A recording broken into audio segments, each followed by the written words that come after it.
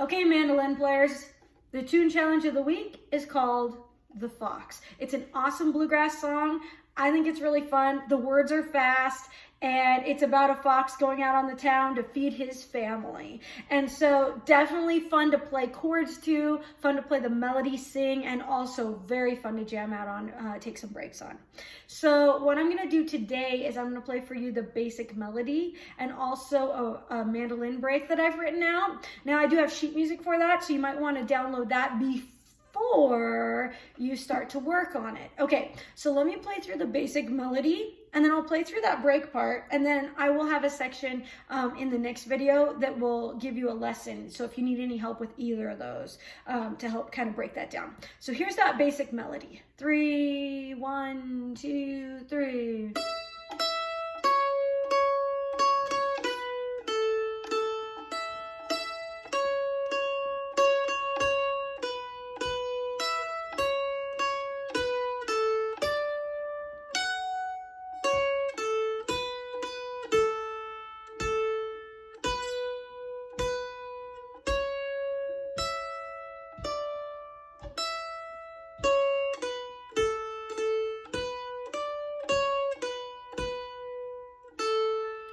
So if you were able to listen to that basic melody and just grab the music and play along, awesome. You probably want to start out with the break, which is going to be next. But if you started and you listened to that melody, you didn't even know what to do, I'm going to have a video that's going to break it down and help walk you through it. So make sure you learn the basic melody with the next video. But if that was pretty easy, here's what the break sounds like. I'm going to keep it kind of slow. Definitely when you listen to the inspiration recording, you're going to see how fast it goes. But I'm going to keep this kind of slow. So it sounds like this. 1, 2, 3, 4.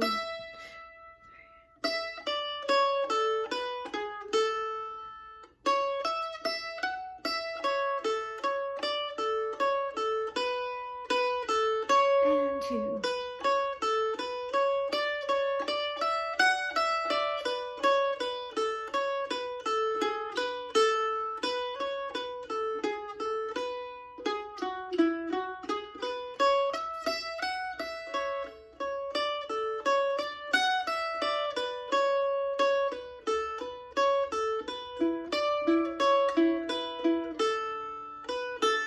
Okay, so that's the break part, and I'll also break that part down for you.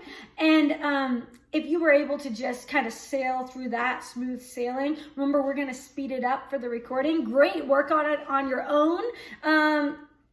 Or come see me for a special lesson, or maybe I need to see you for a special lesson if you got that right off the bat. Now, remember, if you're a beginner, don't expect to be able to play both of these parts, because that second part, even though I slowed it down, is going to go about twice as fast as the first part. It's got a lot of eighth notes. It's going to be running around about twice the speed there when you're playing it, and it's also in what we call an extended hand position. And although that doesn't look much different from this normal hand position, it's just enough because you have to kind of move back and forth between those positions to give you a little bit of trouble. So if you're a beginner, I would strongly encourage focusing on like listening to the tune, learning that melody, learning to sing it, and learning to accompany it before you go on to the break.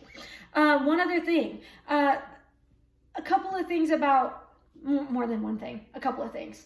Number one, listen to the recording. That's the most important part. Listen to either the recording of me playing this, but more importantly, listen to the whole scope of the recording, of the inspiration recording I'm suggesting for this challenge. Make sure you listen to that so you can get a feel for the tune. Remember, you don't want to be like, let's say you had a whole page of a foreign language that you didn't understand and you were reading through it. Maybe if you knew the characters, you could like try to sound it out and read out the page, but it wouldn't mean anything to you.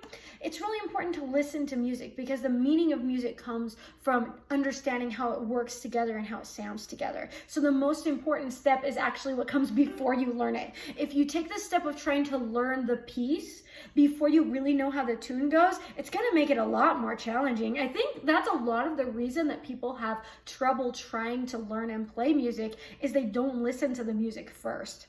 So the first thing is to listen to the music.